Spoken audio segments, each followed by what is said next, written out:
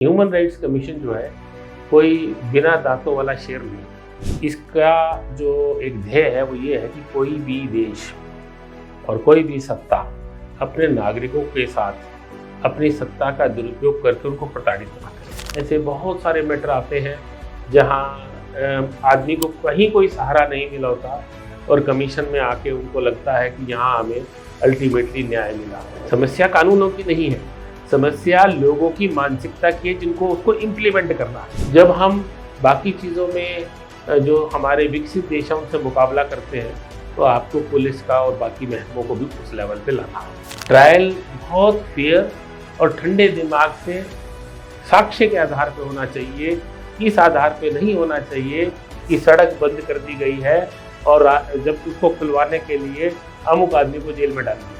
हमें scientific evidence की तरफ जाना चाहिए। एट्रोसिटी से कन्फेशन करवाने के विचार को हमें ऑब्सोलीट कर देना चाहिए।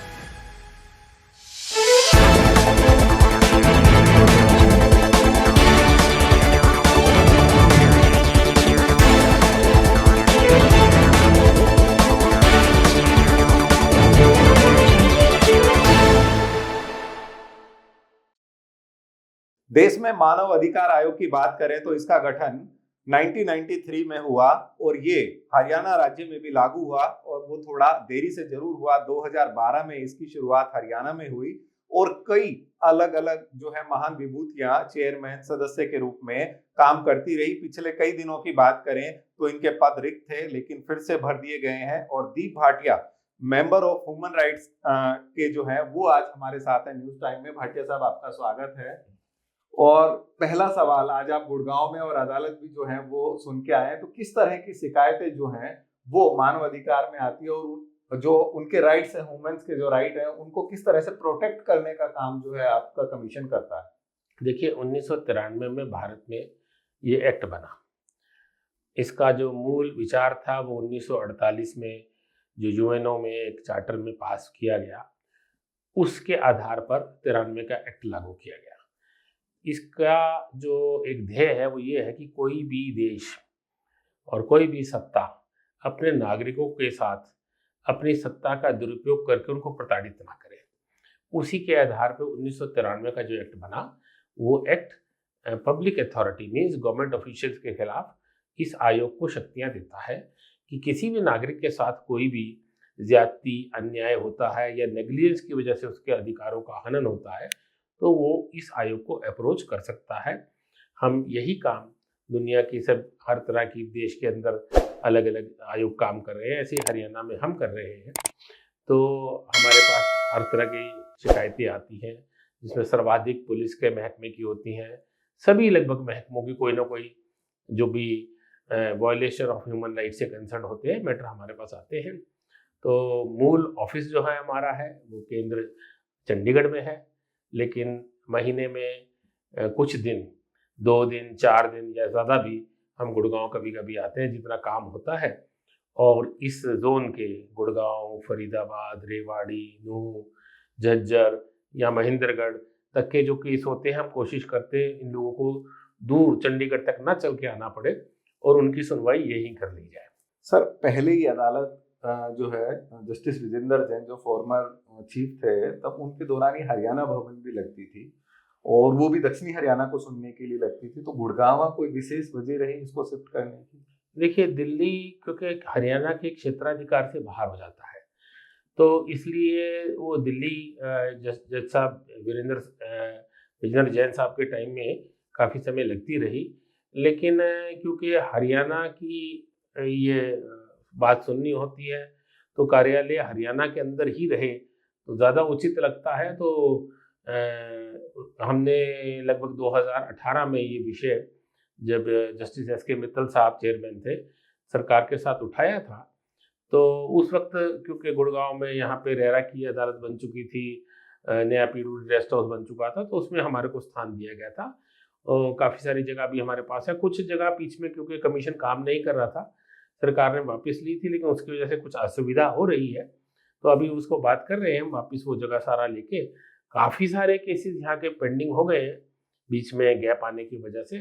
तो हमें लगता है कि गुड़गांव में हमें सिटिंग बढ़ानी भी पड़ेगी, लेकिन सरकार जैसे जैसे सुविधाएं ठीक करेगी तो उसको हम बढ़ा के यहाँ के लोगों की शिकायतों को दुरुस्त करेंगे। मौजूदा मानव अधिकार आयोग राज्य की बात करें हरियाणा की, तो उसमें जस्टिस ललित बत्रा जो है चेयरमैन के रूप में काम कर रहे हैं, और फॉर्मर जो है डीजे यदि बात करें जिला सत्र न्यायाधीश कुलदीप जैन जी काम कर रहे हैं मेंबर के रूप में, और दीप भाटिया जी भी जो है दूसरी बार मेंबर हैं। आपने सर जब 19 महीने का गैप था उस दौरान बतौर कार्यकारी जो है अध्यक्ष के रूप में भी काम किया, बतौर चेयरमैन काम किया, किस तरह की चुनौतियां हैं जो मानव अधिकार आयोग दूसरों के अधिकारों की रक्षा करता है उसके वो लागू करने के लिए, उनकी सीटों को भरने के लिए लोग हाईकोर्ट पहुंचे, यानी कि सरकार उसको लेके गंभीर नहीं थी? देखिए, विषय गंभीर या ना गंभीर होने का नहीं है। कई बार स्थितियां ऐसी बन जाती है क्योंकि ये पोस्ट जो चेयरमैन और मेंबर की स्टेट लेवल पे कहीं है या नेशनल लेवल पे एनएचआरसी कही है, ये कमीशंस के हिसाब से बहुत रिस्पेक्टेबल और बहुत बड़े स्थान वाली पोस्ट होती है, और इसमें बहुत धीर और गंभीर व्यक्ति जिनके पीछे काफ़ी ज़्यादा बैकग्राउंड लीगल रहा हो उनको ही रखा जाता है। लेकिन एक्ट के अंदर एक प्रणाली दी गई है, और वो प्रणाली ये है कि इसकी जो सिलेक्शन कमेटी होती है जो एक्ट में स्पेसिफाइड है वो ये है कि स्टेट में chief minister, speaker, home minister and leader of opposition, इन 4 लोगों की मीटिंग जो होती है, कमेटी जो होती है, वो नामों को कंसिडर करके रिकमेंड करती है गवर्नर साहब को, और फिर गवर्नर साहब उसका वारंट जारी करके अपॉइंटमेंट करते हैं। तो एक लंबी प्रक्रिया है। हरियाणा में उसको पारदर्शी बनाने के लिए एडवर्टीजमेंट भी देते रहे हैं ताकि लोगों को मौका मिल जाए। तो पहले एडवर्टीजमेंट देना, उसके बाद उसके स्क्रूटनी करना, पैनल बनाना, फिर इन 4 लोगों की बैठक होकर उसको रिकमेंड करके गवर्नर साहब के पास जाना, समय लेता है। तो इस वजह से, और सर लोग भाटिया साहब, आप इस बात से एग्री, आप अधिवक्ता रहे हैं, सीनियर एडवोकेट हैं, कि लंबे समय तक जो कैथल निवासी ने जो लिटिगेशन में वो गया, हाईकोर्ट की डायरेक्शन आई, फिर मार्च पे आई, फिर लोकसभा चुनाव के बाद की आई, और नवंबर आ गया उसको होते होते, और 2-2.5 महीने पहले ही आप सब लोगों की दोबारा आपको एज ए मेंबर लगाया गया, तो लोग जो है वो सफर कर रहे थे। देखिए, ये एक प्रणाली है, और फिर यहाँ एक बड़ी अजीब स्थिति रही हरियाणा में कि 2 बार बीच में इलेक्शन आ गए, और 2 बार चुनावों के अंदर वो सरकार ने, मेरे को जहाँ तक आपके मीडिया के माध्यम से, समाचारों के माध्यम से समाचार आए, सरकार ने इलेक्शन के दौरान भी प्रयास किया, क्योंकि स्टैट्यूटरी पोस्ट है और हाई कोर्ट की डायरेक्शन भी थी कि इनको जल्द से जल्द भरा जाए, लेकिन वो इलेक्शन कमीशन ने स्टे कर दिया। और इस बीच में फिर चुनाव होने के बाद एक टेक्निकल प्रॉब्लम आ रही थी कि लीडर ऑफ अपोजिशन नहीं था, तो वो फिर सरकार, मेरे जहाँ तक मैं समझता हूँ, जो सरकार के कानूनी सलाहकार रहते हैं, वो लोग ये नहीं चाहते थे कि कोई ऐसी त्रुटि रह जाए नियुक्ति के अंदर जिससे सरकार की बदनामी हो और सिस्टम के अंदर कोई दिक्कत आए। इसलिए लीडर ऑफ अपोजिशन की वजह से काफ़ी समय डिले होता रहा, लेकिन वो फिर सुप्रीम कोर्ट की पुरानी अथॉरिटीज़ और हाई कोर्ट के निर्देश के बाद उन्होंने उसको नियुक्ति करना में डिले करना उचित नहीं समझा, क्योंकि लोगों के अधिकारों की लगातार जो है सुनवाई नहीं हो पा रही थी।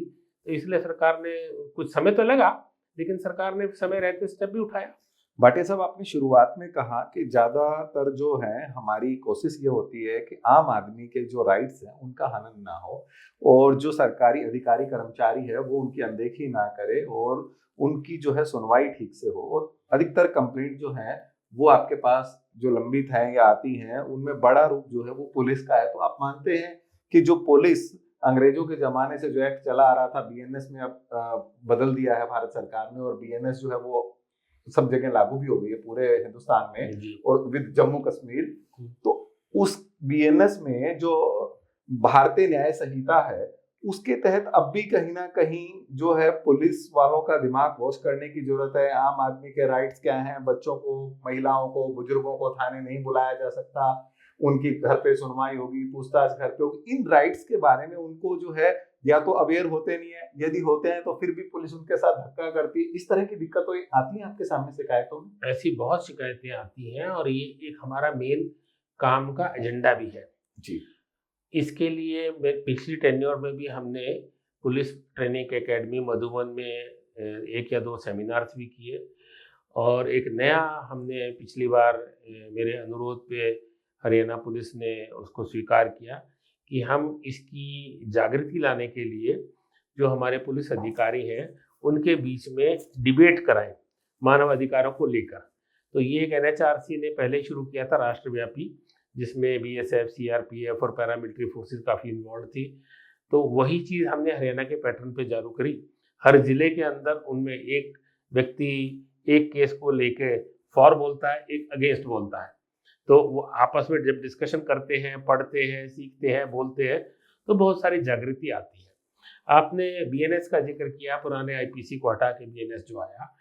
देखिए, हिंदुस्तान की जो समस्या एज ए लॉ पर्सन मैं समझता हूँ, जितना मेरे को अल्प ज्ञान है इस विषय में। सर, आपको अल्प ज्ञान कैसे हो सकता है? देखिए, पिताश्री जो है वो रिटायर्ड सेशन जज है, तो आपके खून में कानून है। देखिए, कानून एक ऐसा विषय है कि पूरा जीवन 100 वर्ष भी यदि कोई जी जाए और पूरा जीवन भी कानून में लगा दे तो भी सब कुछ नहीं सीख पाएगा। बहुत बड़ा विषय है। इसी के आधार पर मैं कहता हूँ कि भारत में कानून तो बहुत बने हुए हैं, और देखिए मोदी सरकार ने पीछे आकर, नई सरकार ने बहुत सारे कानूनों को एबॉलिश किया है। उसके बावजूद भी शायद दुनिया के सबसे ज़्यादा कानून इस देश में होंगे। समस्या कानूनों की नहीं है, समस्या लोगों की मानसिकता की है, जिनको उसको इम्प्लीमेंट करना है, जिसमें पुलिस एक चीज़ है। तो जिस जगह पर जो इम्प्लीमेंटेशन अथॉरिटीज़ है, जब तक वो मानसिक तौर पर लोगों के अधिकारों के प्रति सजग नहीं होगी, आप कितने भी कानून बना लीजिए, वो ज़मीन पर उसका असर नहीं दिखेगा। यही हमारे साथ दिक्कत है। जो हम ट्रेनिंग चाहते हैं, मैं चाहता हूं कि कॉलेजेस के अंदर, यूनिवर्सिटीज़ के अंदर, पुलिस एकेडमीज के अंदर और आम समाज के अंदर इसकी जागृति लाई जाए। समस्या ये कि उनको इसकी जानकारी ही नहीं है। ये बात आपकी ठीक है, आपने ठीक कहा भटिया साहब कि इस बात की जागृति जो है, जो इम्प्लीमेंट करने वाले उनको तो लाई जाए। और वो शायद मधुबन में जब से जो है DG शत्रुजीत कपूर बने हैं, वो सख्ती से इसको समझाने के लिए, एफर्ट्स करने के लिए, लोगों के राइट्स के लिए जगा भी रहे हैं पुलिस को। लेकिन जिनके राइट्स हैं, एक आम कॉमन पब्लिक मैन के, उन्हीं को शायद ये नहीं पता कि उनके राइट्स क्या हैं, और जो इम्प्लीमेंट करने वाला वो जानबूझ के उसकी अनदेखी करके शोषण करता है। बिल्कुल ठीक बात कह रहे हैं आप। लोगों को अपने राइट्स के बारे में सही जानकारी नहीं है, अल्प ज्ञान है। वहाँ पर भी कई सारे हमारे पास कंप्लेंट्स ऐसी आ जाती है जो हमारे जुरिडिक्शन में, जैसे सिविल केस चल रहा है तो उसमें कोई भी कमीशन नहीं दखल करेगा। ऐसे ही जो विषय उठने चाहिए उनकी संख्या उतनी नहीं होती हमारे पास जो होनी चाहिए। जहाँ violation of human rights actual में होते हैं, एक्ट में ये प्रोविजन दिया गया है कि व्यक्ति खुद ना भी आए, कोई भी उसके बिहाफ पे कर सकता है। तो मैं आप लोगों के माध्यम से, मीडिया के माध्यम से ये कहूँगा कि जो ऐसे विषय आते हैं जहाँ पर किसी इंडिविजुअल का हनन हुआ है अधिकारों का, उन्हें भी जागृत करें। जहाँ बड़े सोशल इश्यूज आते हैं, जहाँ एक इंडिविजुअल इन्वॉल्व नहीं है, पूरा समाज इन्वॉल्व है, पूरी सोसाइटी इन्वॉल्व है, उन विषयों को भी आप लोग उठाया करिए। और मैं आपको बताऊंगा कि हम लोग सुओ मोटो भी आपके मीडिया के माध्यम से बहुत सारे केसेस को अपने आप लेते हैं, उसमें हमारा फुल कमीशन बैठता है, और ऐसे बहुत सारे केसेस के अंदर हमने सुओ मोटो एक्शन लेकर काफी सारा सुधार और जागृति और एक्चुअल जो वायलेशंस थी उनको ठीक किया है। भटिया साहब, आपके पास जिस तरह की पावर्स हैं, किस तरह की डायरेक्शन जो है वो कमीशन देता है एज ए अदालत के रूप में, या आपकी जो डायरेक्शन है उनको कोई फॉलो नहीं करता है, अवॉइड करता है? क्योंकि आप लंबे टाइम से जो है मेंबर्स के रूप में काम कर रहे हैं, तो आपकी जो डायरेक्शन होती है पुलिस की अथॉरिटी को या लोकल बॉडीज को, अलग अलग डिपार्टमेंट में, तो किस तरह की डायरेक्शन है और कितनी पावरफुल जो है आपकी बॉडी, कमीशन कितना पावरफुल है? देखिए, बहुत सारे लोगों का एक जो डिस्कशन करते हैं, एक इस्तेमाल शब्द करते थे टूथलेस बॉडी, कई सारे कमीशंस के लिए इस्तेमाल होता है। तो हाई कोर्ट ने, वेरियस हाई कोर्ट्स ने और सुप्रीम कोर्ट ने बड़ा स्पष्ट किया है कि ह्यूमन राइट्स कमीशन जो है कोई बिना दांतों वाला शेर नहीं है। अभी रिसेंटली कुछ दिन पहले दिल्ली हाई कोर्ट ने बड़ा एक कैटेगोरिकल जजमेंट पास किया है। इससे पहले यूपी इलाहाबाद का जस्टिस चंद्रचूड़ साहब, जो चीफ जस्टिस ऑफ इंडिया रहे बाद में, उनका बड़ा एक डिटेल्ड जजमेंट है इस विषय के ऊपर कि जो मानव अधिकार आयोग की रिकमेंडेशंस है, जो एक्ट में वर्ड रिकमेंडेशन लिखा गया है, they are not mere recommendations, they are virtually directions. और मेरे को कहने में ये बात का हर्ष होता है कि कम से कम जब से मैं इस आयोग में हूँ, 2018 से देख रहा हूँ, जितनी भी रिकमेंडेशंस हमने हरियाणा सरकार को की, हर रिकमेंडेशन को लगभग सरकार ने बड़ी गंभीरता से लिया और कई सारे पॉलिसी मैटर्स, जैसे आप परिवार पहचान पत्र देखते हैं, पहले ये नेगेटिव मार्किंग होती थी वो पीले राशन कार्ड की, कि भाई किसी के पास इलेक्ट्रॉनिक डिवाइस है, मोटरसाइकिल है, वॉशिंग मशीन है, तो वो नेगेटिव मार्किंग करके उनको इनएलिजिबल कर देते थे। हमने इस बात पे ऑब्जेक्शन रेज करी कि भाई अगर किसी ने, गरीब ने कोई 500 रुपये का या 1000 रुपये का या किसी को गिफ्ट में कोई चीज़ मिल गई, तो उस वजह से क्या आप उसको अयोग्य घोषित कर देंगे? तो इस पर बड़ा गंभीर चिंतन हुआ। महकमे के जो बड़े ACS अधिकारी थे, नगर पालिका वाले और ग्रामीण क्षेत्र जो दोनों इसको डील करते थे, उनको बुलवाया, उनके पूरे कार्यालय के मुख्य अधिकारियों को बिठाया, डिटेल डिस्कशन हुई। उसके बाद उन्होंने हमें बताया कि इस विषय पे मुख्यमंत्री और सरकार बहुत ज़्यादा संजीदा है और इसके ऊपर जल्दी ही हम पॉलिसी ला रहे हैं, ये नेगेटिव मार्किंग सिस्टम हम बंद कर देंगे।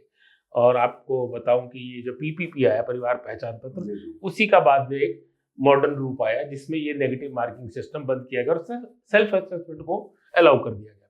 तो ऐसे बहुत सारी चीज़ें, जेल के अंदर अब डेथ्स थी, हमने कहा जो जाता है जेल के अंदर उसके ऊपर पॉलिसी बनाओ। सरकार ने हमारे कहने से पॉलिसी बनाई कि सुसाइड को भी पैसे देंगे और अननेचुरल डेथ को भी पैसे देंगे। और हमारी हरियाणा सरकार की जो पॉलिसी बनी उसे NHRC ने, राष्ट्रीय मानव अधिकारों ने, पूरे देश में भेजा कि इसको आप भी फॉलो करिए। तो ऐसे बहुत सारे काम हैं जो सरकार ने हमारे रिकमेंडेशंस पे इन टू किए हैं। तो मैं समझता हूँ कि उसमें अभी तक हमें कोई दिक्कत ऐसी नहीं आई।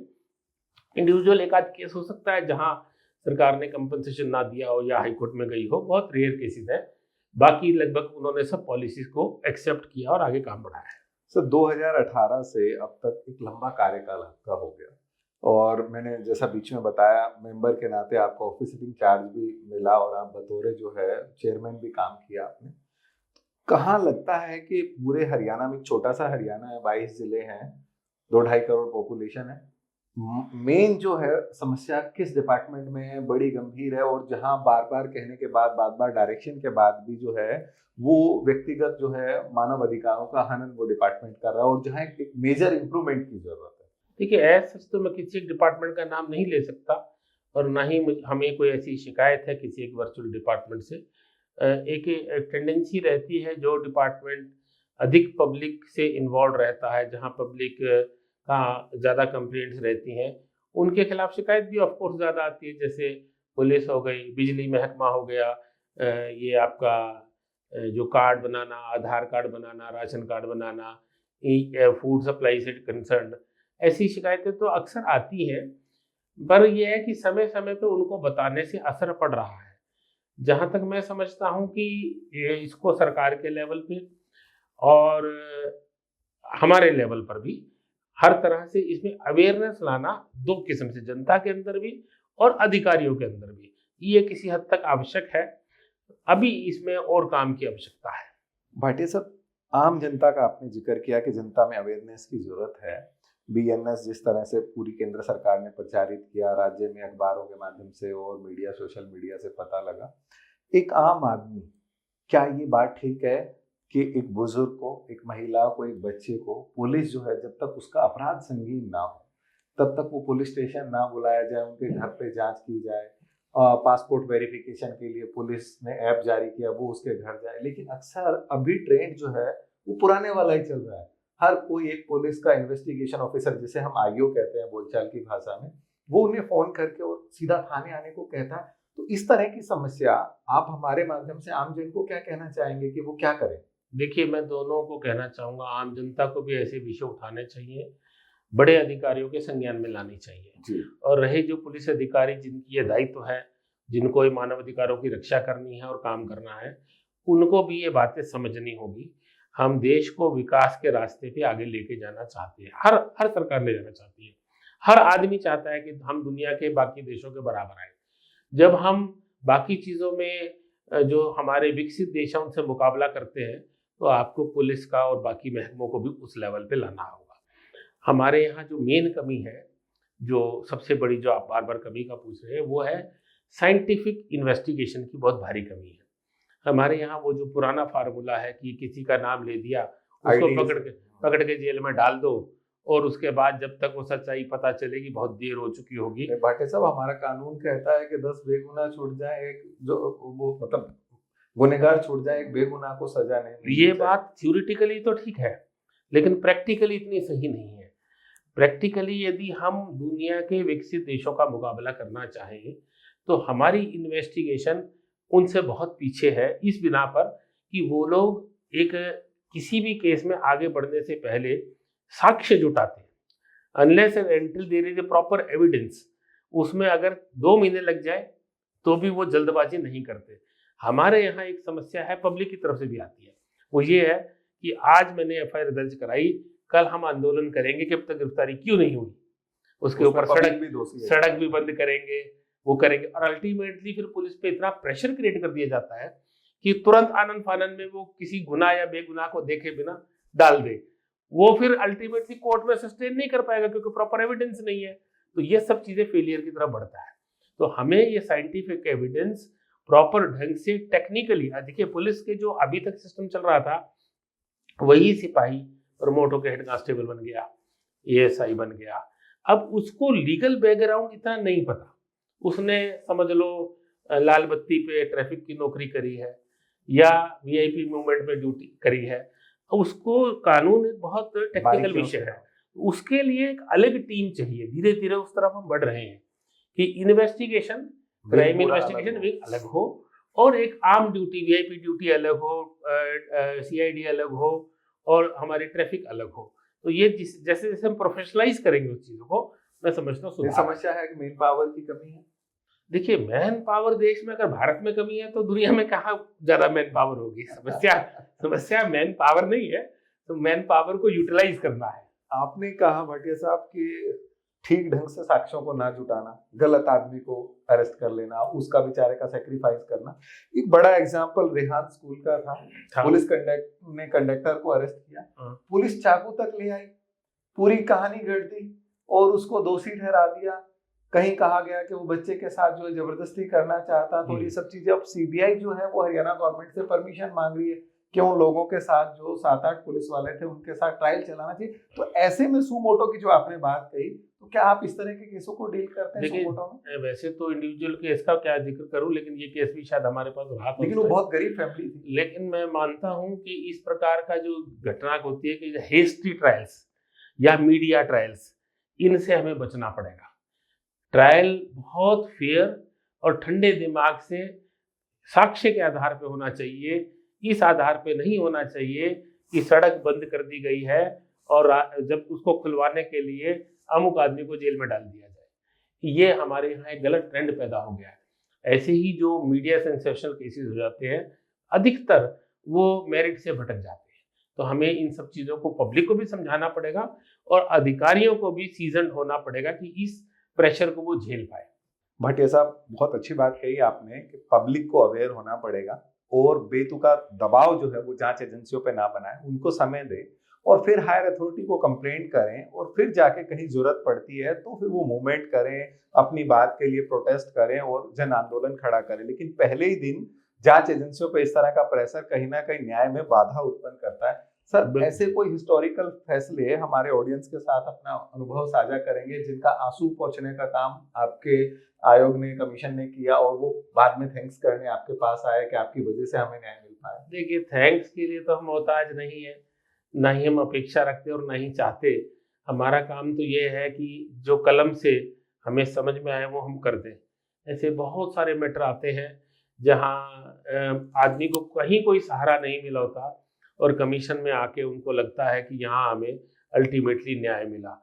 तो वही हमारा ध्येय होता है। बहुत सारे ऐसे मैटर होते हैं जो सिविल डिस्प्यूट की नेचर में आ जाते हैं, वहाँ हम ज़्यादा दखल नहीं कर पाते।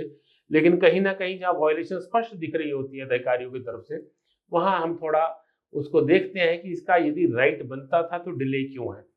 ऐसे आपके पेंशन के मैटर्स, बुजुर्गों के भी, सर्विस वालों के भी, इसके अलावा कुछ ऐसे मामले जहाँ गरीब जो लेडी अकेली थी, उस दबाव में उसको शासन और प्रशासन की मदद नहीं मिल रही थी। ऐसे बहुत सारे केस हमारे पास, मैंने मेरी नज़रों में इस लंबे अंतराल के अंदर मैंने सॉल्व होते हुए देखे हैं और पॉलिसी मैटर्स के तहत भी बहुत लोगों को फ़ायदा होते देखा है।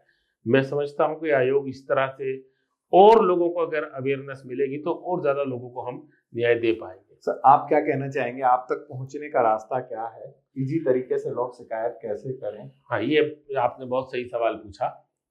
जो मानव अधिकार आयोग में हमारे पास हरियाणा में हमने प्रोसीजर कर रखा है, वो उससे ज़्यादा स्पष्ट और सिंपल नहीं हो सकता।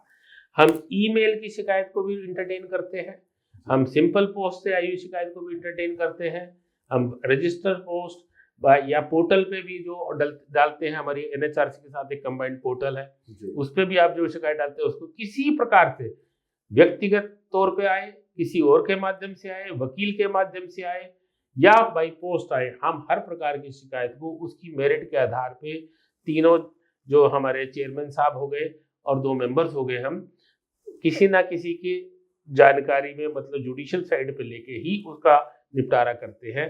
किसी का किस्म से कोई दफ्तर उसके अंदर इंटरफेयर नहीं करता जुडिशियल साइड में, पूरा जुडिशियस माइंड लगा के अगर उसमें कहीं कोई मेरिट बनती है तो उसमें कॉग्निजेंस लेते हैं। सर बात करें महिलाओं की, महिलाओं के प्रति अपराध बढ़ते हैं, छेड़छाड़ की शिकायतें बढ़ती और दूसरे जो कामकाजी महिलाएं उनके साथ शोषण की बात आती है, तो महिलाओं को लेके आयोग जो है वो कितना गंभीर है? अक्सर जो है महिलाएं शिकायत करने नहीं पहुंच पाती जो रूरल में है, क्योंकि हरियाणा जो है वो एक ऐसा स्टेट है जो ज्यादातर रूरल में बसता है।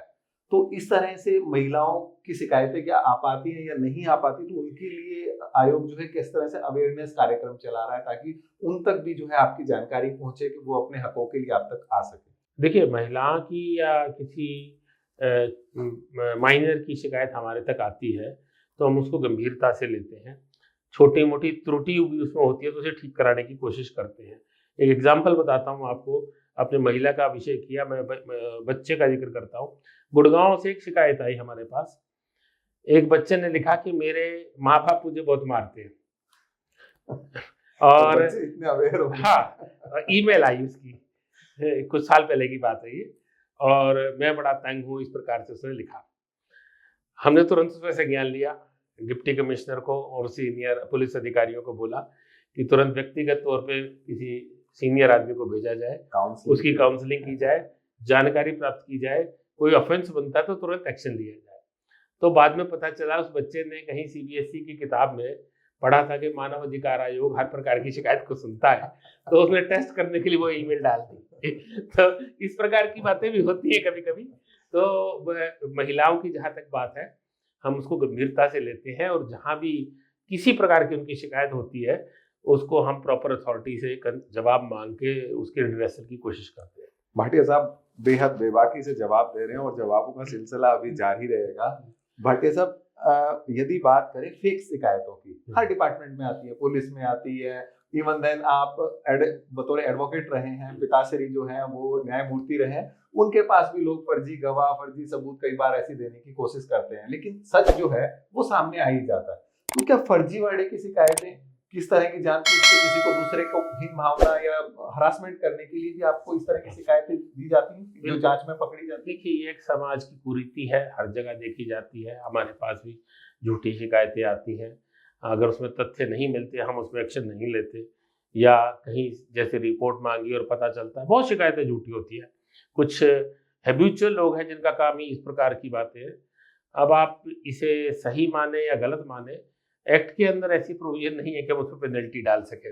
यानी कि जैसे बीएनएस में 182 वगैरह जो पहले होता था, तो फॉल्स एफिडेविट के ऊपर तो एक्शन ले सकते हैं हम, लेकिन स्पेसिफिक प्रोविजन नहीं है कि उसके को पेनलाइज करें। यही दिक्कत शायद आरटीआई में भी आती है। कुछ लोग आरटीआई एक्टिविस्ट बन के बहुत सारी शिकायतें डालते रहते हैं, लेकिन उनके खिलाफ जहाँ झूठा पता भी चल जाता है एक्शन नहीं लिया जाता। तो ये कुछ सोच समझ के ही शायद लॉ मेकिंग एजेंसीज ने नहीं बनाया, कहीं दुरुपयोग ना हो जाए।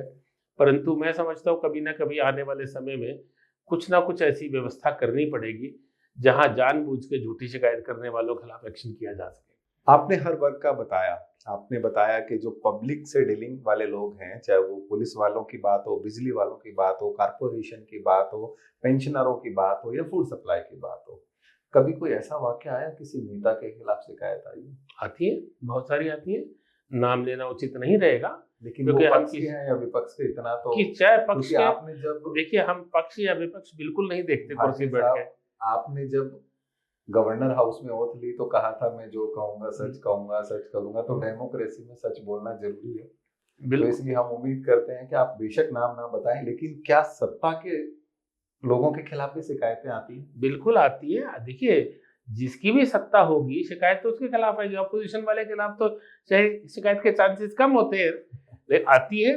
और मैं आपको बड़ा निर्भीकता से बताना चाहता हूँ कि बिना किसी भेदभाव, बिना किसी लगाव के हम उसकी सत्यता की जांच करवाते हैं, और जहां दिखता है कि इसके अंदर मात्र भी थोड़ी सी भी है, उसमें एक्शन लेते हैं।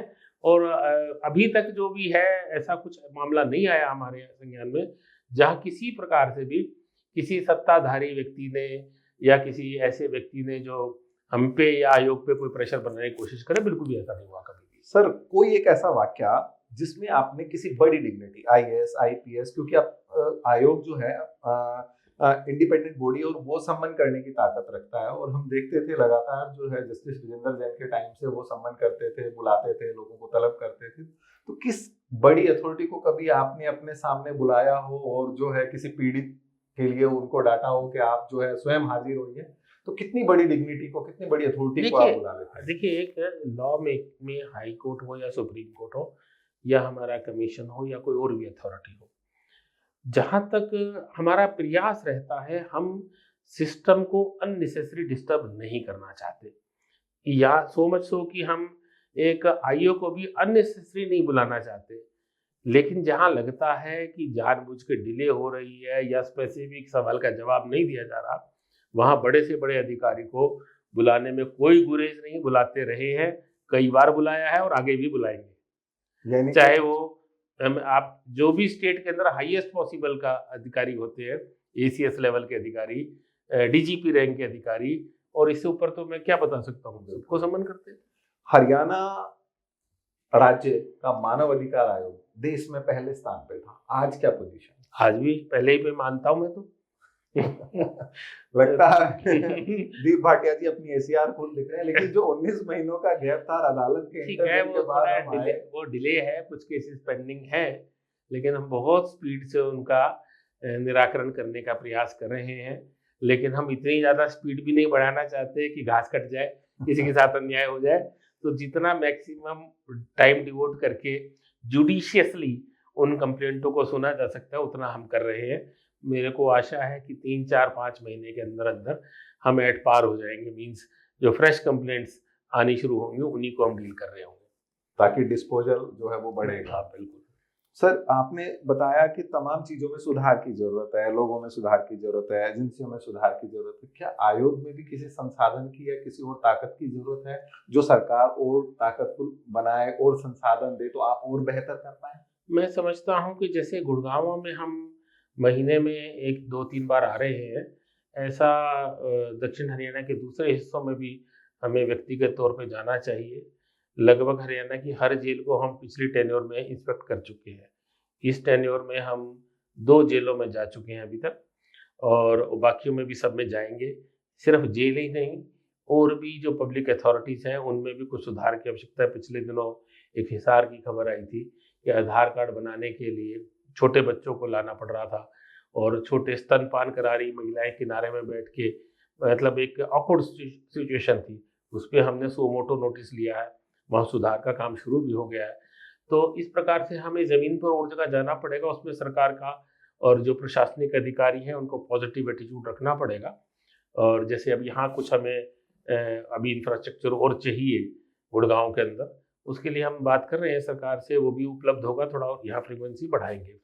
जेलों की आपने बात की सर, जेलें एक ऐसा जो है क्राइम का अड्डा बन गई है कि वहां से जो है अंदर से सारे नेक्सस चलता है, बड़े अपराधी जो है वो क्राइम करते हैं, आप लोग जो है निरीक्षण करते हैं। इस निरीक्षण की सूचना जेलर के माध्यम से और बाकी स्टाफ को जो है ऑटोमेटिकली मिली जाती है। जब भी कोई हाई अथॉरिटी आती है तो लगता है सच आपसे छुप जाता है या सामने आता है, या कभी कुछ पकड़ में आया जहां से मतलब आपने एक्शन लिया, या फिर वो सब पर्दे के पीछे होता है, आपके जाने पे सारी चीजें छुपा दी जाती है और सब अच्छा ही अच्छा दिखाया जाता है? देखिए, हमारा जो फोकस और एजेंडा है वो है ह्यूमन राइट्स, कैदियों की रक्षा, हर एक के अधिकार, चाहे वो कैदी है चाहे वो सामान्य नागरिक है। ह्यूमन राइट के एंगल को लेके हम ज़्यादा फोकस में रहते हैं जेलों में। जो आप सिचुएशन बता रहे हैं उसमें लॉ एंड ऑर्डर ज़्यादा इन्वॉल्व है कि भाई अगर जेल के अंदर से बैठा हुआ क्राइम कर रहा है, हमारा वो फोकस का विषय नहीं होता। ऐसा भी सुनने में आता भाटिया साहब, मैं सॉरी टू इंटरप्ट, कि कैदियों से भी कुछ लोग वसूली करते हैं हाँ, अंदर। वो चीज़ हमारे परव्यू में ज़रूर आती है और हम उस पर ध्यान भी करते हैं। किसी भी प्रकार की कैदी की कहीं भी शिकायत आती है, आज भी कुछ सुनी है मैंने, कई बार बहुत गरीब इनोसेंट लोगों की शिकायत होती है, उसके अंदर हमें लगता है हाईएस्ट पॉसिबल लेवल पे अब से ये ट्रेंड हमने चलाया है कि हम पहले जेल से ही रिपोर्ट मांग लेते थे सुप्रीडेंट से, अब मैं ज़्यादातर जेल से नहीं मांगते। हम बड़े अधिकारी डीजीपी साहब को बोलते हैं कि अलग कमेटी हायर अथॉरिटीज़ की भेजी जाए अपने महकमे की और इसकी रिपोर्ट दी जाए। कहीं लगता है तो उसके बाद हम अपनी भी इन्वेस्टिगेशन टीम भेज सकते हैं, क्योंकि एक एडीजीपी के रैंक के अफसर हमारे पास रहते हैं, कम से कम आईजीएफ लेवल के तो रहते ही रहते हैं, पूरी उनकी टीम रहती है, उनसे से भी हम इन्वेस्टिगेशन करवाते हैं। तो ऐसा यदि कहीं लगता है तो वो जेल के मामला हो या बाहर का मामला हो करवाते हैं। तो कहीं भी उसमें जो एंगल होता है ना ह्यूमैनिटी वाला, उसको हम इग्नोर नहीं करते। रहा बात उसमें जेल में कई विषय और रहते हैं, लॉ एंड ऑर्डर का जैसे आपने जिक्र किया, फिर जब भी जेल में हम जाते हैं तो अधिकतर कैदी वो अपनी जुडिशियल मैटर जो चल रहे हैं, बेल एप्लीकेशन, उन चीज़ों को लेके खड़े हो जाते हैं, जिसको हमारा परिव्यू नहीं है, क्योंकि कोर्ट में केस चल रहा है, वो कोर्ट देखेगी। अब एक इश्यू आता है जेल से कंसर्न, वो है पैरोल का। हरियाणा में काफ़ी सारा हमने उसको सिस्टमाइज करके अधिकारियों को कहा है कि पैरोल के अंदर जो डिले होती थी पुलिस के पार्ट पे, रिपोर्ट आने में दिक्कत होती थी, वो काफ़ी सुधार आ गया है। और भी मैं आपको बड़े उससे अथॉरिटेटिवली कह रहा हूँ कि हरियाणा की जेल्स के अंदर ह्यूमैनिटेरियन ग्राउंड अगर आप देखें तो उस ग्राउंड उससे पिछले 5-6 सालों में बहुत परिवर्तन आया है और वहाँ फैसिलिटीज जो है बहुत बेहतर हुई है। कुछ लोग, मैं आपको एक और चीज कहना चाह रहा हूँ, कुछ लोगों का हमारे को ना एक कटाक्ष आता है कि आप जेल के जो कैदियों की चिंता बड़ी करते हो। तो मैं आपको एक और बताना चाहता हूँ, इसका एक लॉ एंड ऑर्डर से सीधा जुड़ा हुआ विषय है। भारत के बारे में लोग कुछ उल्टा सीधा अंतर्राष्ट्रीय स्तर पे बोलते हैं, और जहां भी कोई बड़ा क्रिमिनल देश से भाग जाता है, वो बाहर जाके शरण लेके सबसे पहला जो ऑब्जेक्शन रेज करता है कि मुझे डिपोर्ट ना किया जाए, क्योंकि भारत की जेलों में इतनी दुर्दशा है कि मैं जाऊंगा मर जाऊंगा। तो लॉ एंड ऑर्डर में बहुत बड़ी ऑब्जेक्शन है ये अपने आप में। तो अगर हमारी जेलें भी इंटरनेशनल लेवल पे ठीक ठाक होंगी और ये ऑब्जेक्शन वो लेने लायक नहीं होंगे, तो ये बड़े बड़े है ना, बड़े बड़े मगरमच्छ जो देश से भाग जाते हैं, वो ग्राउंड ये नहीं ले पाएंगे, उनको हम देश में लाना सुगम हो जाएगा। कई भाटिया साहब, हमारे पास कई जो बड़े पुलिस अधिकारी हैं या जो इंस्पेक्टर लेवल के लोग हैं, जर्नलिज्म में हमारा उनसे मिलना होता है तो वो कहते हैं भैया ये मानव अधिकार आयोग ना हो ना तो मैं इसको और 3rd डिग्री से जो है पूछताछ कर सकूं। बिल्कुल वो कोसते हैं आप लोगों को। कोसते हैं, सही कोसते हैं, उनको कोसना भी चाहिए, क्योंकि उनके जो बुरे विचार है उनके ऊपर हम अंकुश लगाते हैं। और ये बातें कई बार मेरे को सुनने को मिली है, वो ये कई बार इनकॉग्निटो में लोगों के पास बैठा उनके विचार ले रहा था, उन्हें नहीं पता था मैं कौन हूँ, तो वो कह रहे हैं ये हम कर तो दे जी, पर ये मानव अधिकार वाले खा जाएंगे हमारे को। तो अच्छी बात है, हमारा काम भी यही है, क्योंकि हमें किसी की भी एट्रोसिटीज को रोकना है। जो कानून में प्रोविजन दी गई है, आपको अगर सजा मिलती है 5 साल जेल में रहेंगे, लेकिन आपको उल्टा लटका दिया जाए, आपको मारा जाए, आपको प्रताड़ना दी जाए, ये भारत के कानून में नहीं है, तो नहीं होना। किसी को चेयर देके थाने में पूछा जाए कि क्या उसने चोरी की है, किसी महिला से व्यभिचार किया है, तो क्या वो बताएगा? देखिए, मैंने थोड़ी देर पहले आपसे अंडरस्टैंड बाय द पनिशमेंट, मैंने थोड़ी देर पहले कहा इसका सब्स्टिट्यूट क्या है। इसका सब्स्टिट्यूट है साइंटिफिक इन्वेस्टिगेशन। अगर किसी आदमी को हम मार पीट के उगलवा लेते हैं तो कानून बहुत पुराना, जो एविडेंस एक्ट हमारा चलता आ रहा था, परिवर्तन हुआ है, वो इजाजत नहीं देता था। उसका कोई लाभ भी नहीं था। सेक्शन 25 आपको रोकता था, सेक्शन 25 पुराने एविडेंस एक्ट का आपको रोक देता था। तो इसीलिए वो दिया गया था कि मार पीट करके जबरदस्ती उगलवाया ना, झूठा कन्फेशन ना करवाया जाए। अगर कोर्ट में, मैं पुलिस के हित में भी बोल रहा हूँ, समाज के हित में भी बोल रहा हूँ, आप प्रॉपर के हॉस्टाइल नहीं हो पाएंगे साइंटिफिक एविडेंस। देखिए, आप अब एक व्यक्ति को XYZ को पकड़ के ले जाते हैं, उसके खिलाफ चालान दे देते हैं, जब एविडेंस की स्टेज पे केस चेक कर जाएगा, टूट जाएगा गवाह। लेकिन अक्सर गवाह जो है हॉस्टाइल होके कंप्रोमाइज कर लेते हैं। आपका कहना बिल्कुल तर्क के साथ है कि अगर साइंटिफिक एविडेंस होगी तो गवाह हॉस्टाइल के बाद भी उसे पनिशमेंट बिल्कुल मिलेगी। तो हमें साइंटिफिक एविडेंस की तरफ जाना चाहिए। एट्रोसिटी से कन्फेशन करवाने की विचार को हमें ऑब्सोलीट कर देना चाहिए। ये कितनी अच्छी बात कही है कि जो पुराना ढर्रा था, जो पुरानी पुलिस थी, उसे रिफॉर्म करने की जरूरत है और उसमें टेक्निकल सबूतों के लिए जो है काफी सारे इन्वेस्टिगेशन ऑफिसर जो है वो स्मार्ट होने चाहिए, वो अच्छी क्वालिफिकेशन वाले होने चाहिए, जिन्हें मेडिकल और नॉन मेडिकल की पढ़ाई जिन्होंने की हो, वो उन चीजों को सबूतों को जुटाने के लिए, जैसे अब फोरेंसिक एक्सपर्ट भी हमारी पुलिस में शामिल हो गए और उनको बुलाया जाता है और उनकी एविडेंस भी होती है। एक दो सवाल सर अब रैंडम फायर ये है कि आपकी दो अदालतें हैं, पंचकुला और गुड़गांव, इसके अलावा और कहाँ खुलने वाली है या कहाँ के लोगों को दिक्कतें होती हैं? मेरा प्रयास है, हमारे चेयरमैन साहब जस्टिस ललित बत्रा साहब, हमारे दूसरे मेंबर श्री कुलदीप जैन साहब और मैंने तीनों ने जो विचार कई बार किया है, तो हमें लगता है कि हमें हिसार, सिरसा, फतेहाबाद और उस बेल्ट को भी थोड़ा व्यक्तिगत जाके वहाँ पर अपनी जो है ना प्रेजेंस में लोगों की शिकायतें सुनने का और प्रयास करना चाहिए। वो थोड़ा हम टाइम इतना नहीं निकाल पा रहे, लेकिन जल्दी इसके बारे में विचार करके थोड़ा उस साइड जाएंगे। माँ, अभी जो दौर है वो 21वीं सदी का और इंटरनेट का जमाना है, तो क्या शिकायतकर्ताओं को आयोग इस तरह की फैसिलिटी देगा कि वो ऑनलाइन अपीयरेंस हो सके? अब बिल्कुल जल्दी इस पे काम शुरू कर दिया गया है। जल्दी ही हम कोशिश ये करेंगे कि कुछ अधिकारियों का भी ऑनलाइन हम ले लें कॉन्फ्रेंस करके वीसी के ऊपर, और उनको चंडीगढ़ तक 300 किलोमीटर जबरदस्ती ना बुलाएं जब तक बहुत नितांत आवश्यक ना हो।